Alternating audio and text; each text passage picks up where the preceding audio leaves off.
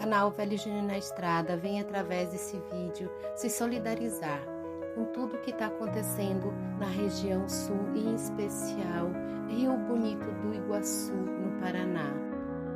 A cidade foi devastada pela passagem de um tornado que deixou rastro de destruição.